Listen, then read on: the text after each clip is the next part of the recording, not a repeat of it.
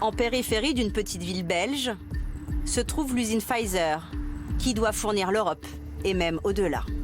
Depuis quelques jours, des dizaines de camions quittent le bâtiment chargé de milliers de doses du vaccin. Les premières ont été acheminées vers le Royaume-Uni. D'autres ont traversé les airs à bord d'un cargo, direction Chicago.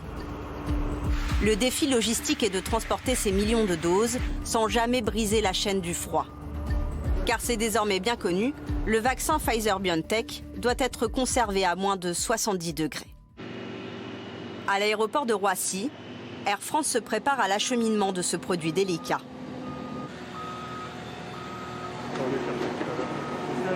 Au moment où la majorité du flux arrivera, nous serons capables de le déployer sur tout notre réseau, nos départements d'outre-mer, les 5 continents, et, si nécessaire, de le dédier exclusivement à l'opération vaccin.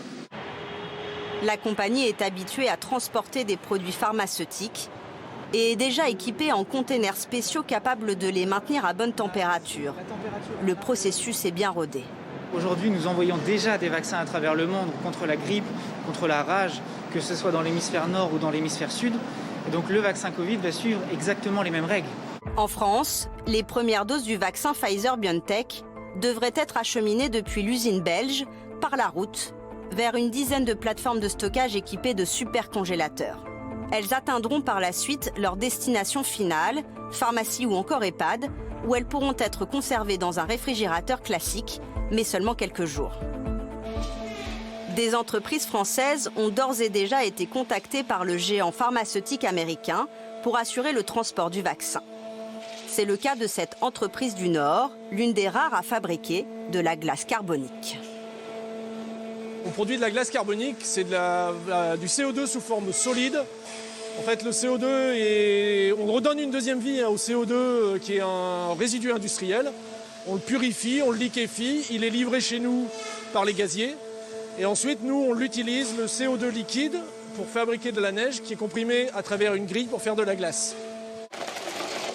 Les vaccins doivent être contenus ensuite avec la glace dans un emballage isotherme fabriqué dans cette entreprise du Pas-de-Calais.